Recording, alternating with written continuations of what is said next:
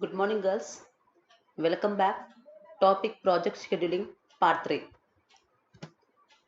Next one is timeline chart. Timeline chart is also known as Gantt chart. I repeat once again. Timeline chart is also known as Gantt chart. Okay, it was developed by H.L. Gantt in 1918. Okay, it is just like a bar chart.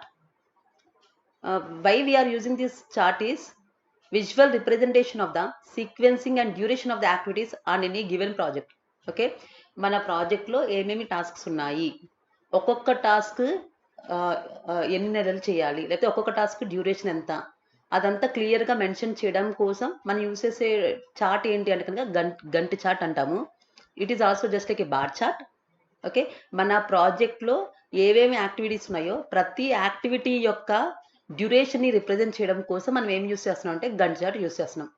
By using గంట chart it is easy to read and we can identify the status of each activity. Okay, ప్రతి activity యొక్క స్టాటస్ని కూడా మనం ఏం చేయొచ్చు అంటే ఈజీగా identify చేయొచ్చు. By this we can monitor and we can progress the status of the current project. Okay, so that is గంట చార్ట్. జనరల్గా ఎందుకు చార్ట్స్ ఎందుకంటే క్లియర్గా ఉంటుంది. ఓకే, క్లియర్ రిప్రజెంటేషన్ కోసం, ఓకే, క్లియర్గా అర్థం అవడం కోసం ఇవన్నీ షెడ్యూలింగ్ టూల్స్ అనమాట. ఇందాక సిపిఎం క్రిటికల్ పాత్ మెథడ్ ఒక ప్రాజెక్ట్ ఎన్ని రోజులు కంప్లీట్ చేయాలి అని చెప్పడానికి అదొక టూల్. అలాగే ఇంకొక టూల్ ఏంటంటే గంట చార్ట్, చార్ట్ రూపంలో ఉంటుంది అనమాట. ఓకే, చూపిస్తాను. బార్ చార్ట్, నా ప్రాజెక్ట్లో ఏమేమి టాస్క్స్ ఉన్నాయి, అలాగే ఒక్కొక్క టాస్క్ ఎన్ని రోజులు చేయాలి, అలా క్లియర్గా డిస్క్రైబ్ చేయడం కోసం నేను ఏం యూస్ చేస్తున్నాను అంటే గంట చార్ట్ యూస్ చేస్తున్నాను. Developed by HL Gantt in the year 1918. Okay, so this is the Gantt chart, girls. If you observe, there are different types of column. In the left hand side, there are two tasks, 1 2.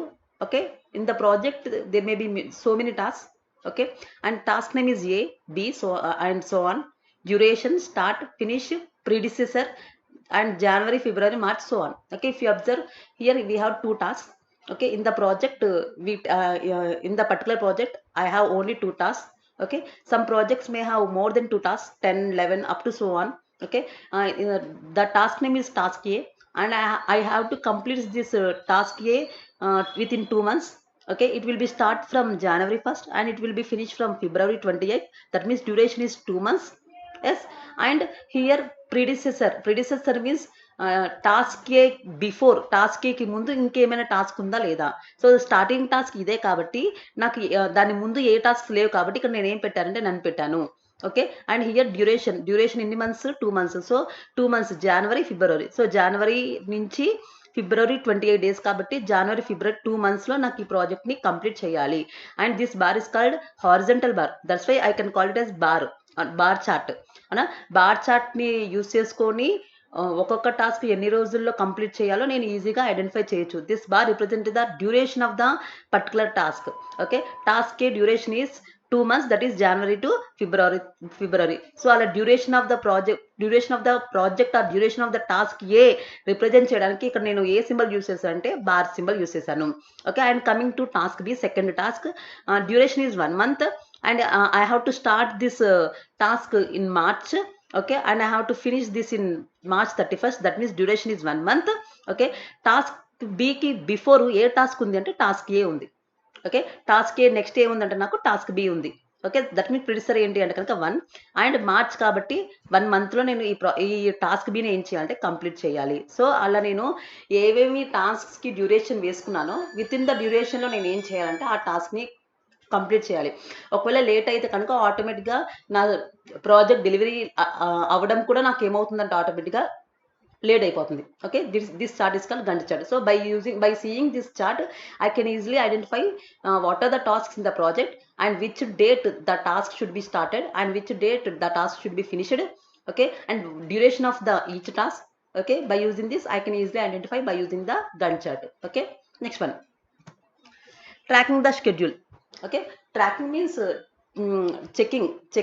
Checking all the tasks.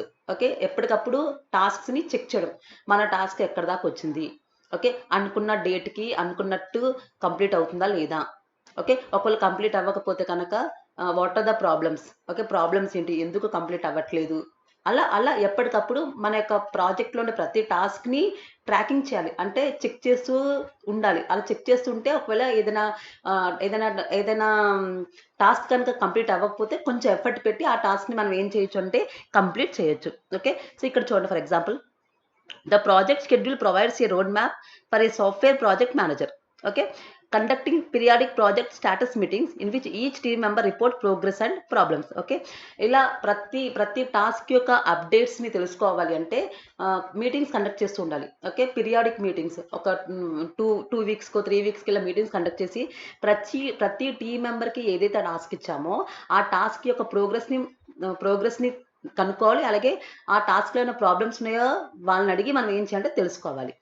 Evaluating the results of all reviews conducted through out the software engineering process అన్న అన్ని రిజల్ట్స్ని కూడా మనం ఏం చేయాలంటే recheck చేయాలి. Okay, ప్రతి member ఏమేం task perform చేస్తున్నారో ఓకే వాళ్ళకి ఏమైనా ప్రాబ్లమ్స్ ఉన్నాయా లేవా అని చెక్ చేసి, ఒకవేళ ప్రాబ్లమ్స్ లేకపోతే కనుక కంటిన్యూ అవ్వమని చెప్పి, ఏమైనా ప్రాబ్లమ్స్ ఏదైనా టాస్క్లో కనుక డిలే వస్తే కనుక ఆ డిలే ఎందువల్ల వచ్చింది అని మనం క్లియర్గా మనం ఐడెంటిఫై చేయాలి. Okay, determining whether formal project milestones have been accomplished by the scheduled date. Okay, milestones చెప్పాను మీకు already. milestones are critical tasks. కొన్ని టాస్క్స్ కలిపితే ఒక mile stone. Okay, for example చెప్పాను, డిజైనింగ్ అనేది ఒక పెద్ద issue, designing is a mile stone. అలా మనం అనుకున్న డేట్కి అనుకున్న మైల్ స్టోన్ని రీచ్ అయ్యామా లేదా, ఓకే, ఎప్పటికప్పుడు కనుక్కునే ప్రాసెస్ని మనం ఏమంటున్నాం అంటే tracking the schedule. Okay, next one, comparing actual start date to planned start date for each project task listed in the resource table. Okay, next దాంట్లో ఒక టేబుల్ ఉంది. ఆ టేబుల్లో మనకి ఏముంటుందంటే here we have to compare.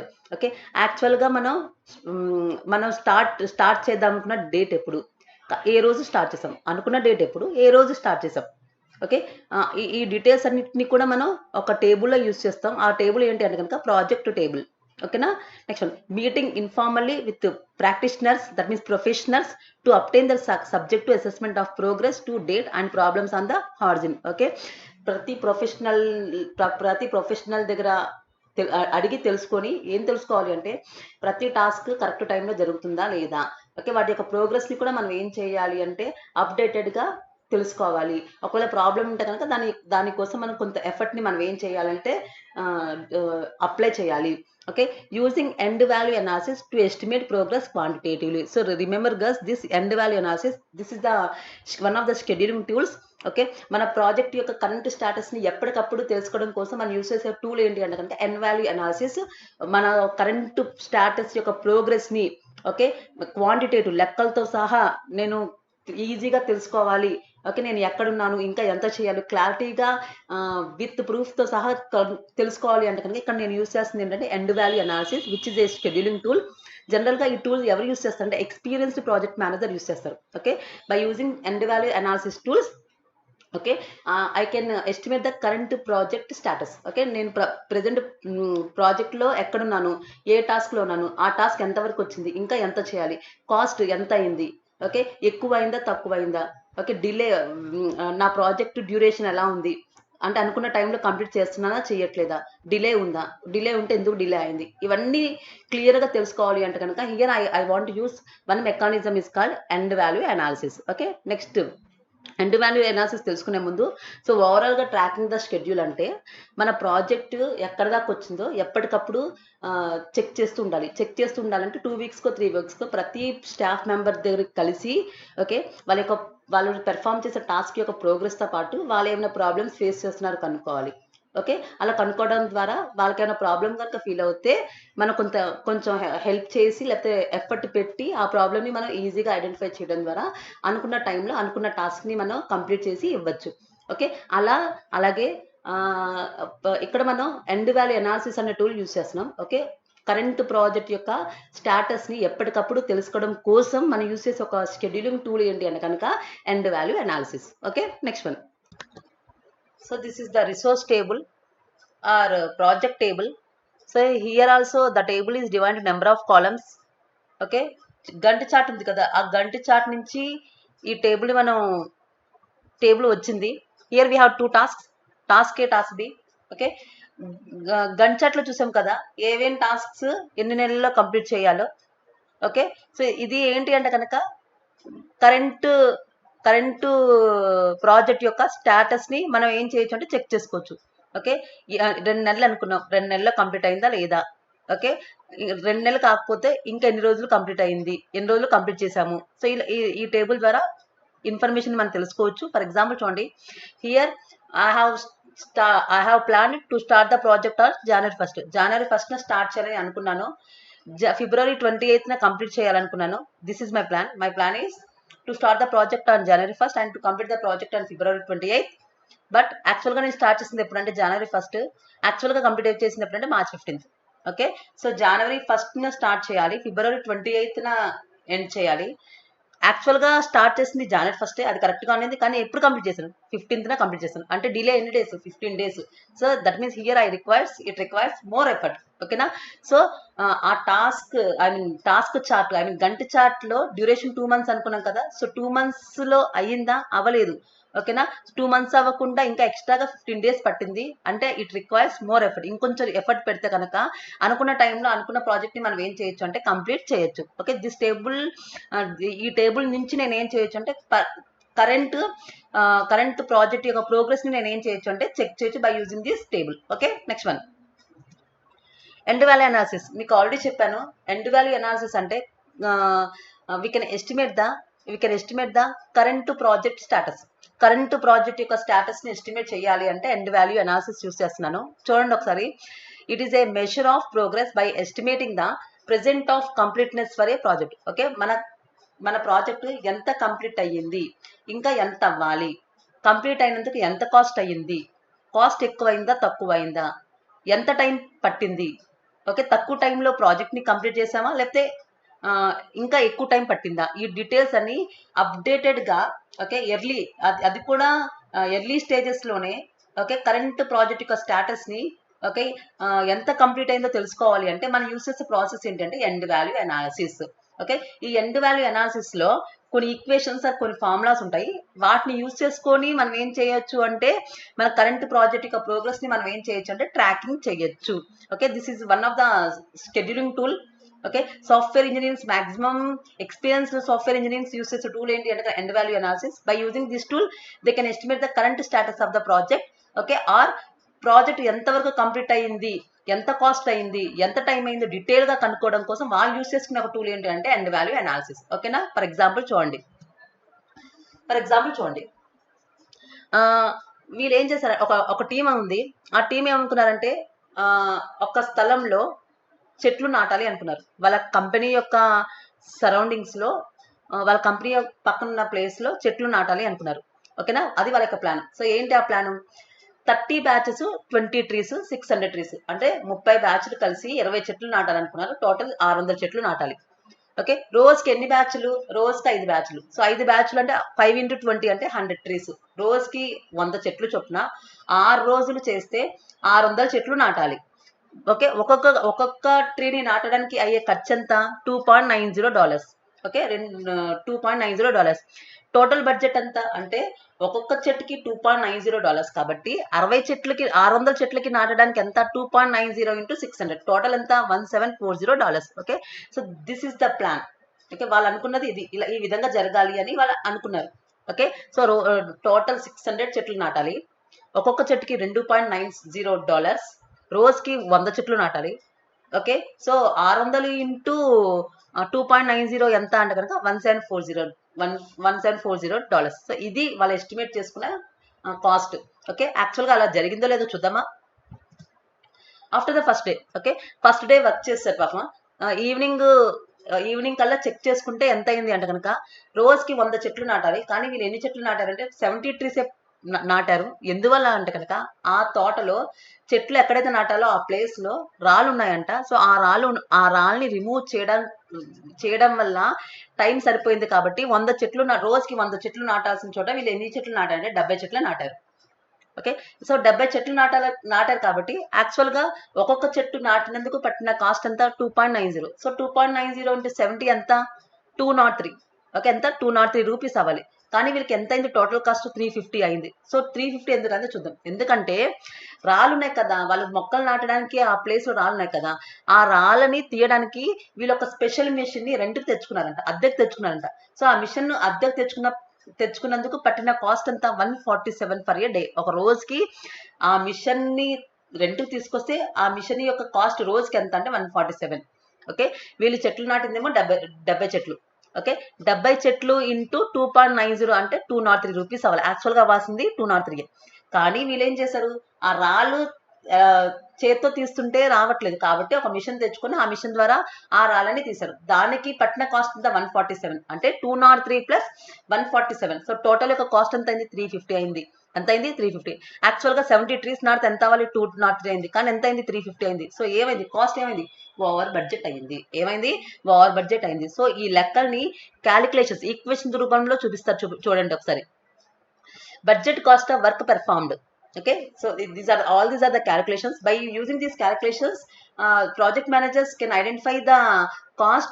Okay, can identify the cost or budget. Okay, time ఇవన్నీ కూడా estimate చేసి డిలే ఎందువల్ల వచ్చిందో కనుక్కొని ఆ డిలే ఫర్దర్ గా రాకుండా ఎలిమినేట్ చేయడానికి యూస్ చేసే టూల్ ఏంటి అంటే కనుక earned value analysis tool. Okay, చూడండి, budget cost of work performed. Okay, ఎన్ని చెట్లు నాటారు, 70 చెట్లు.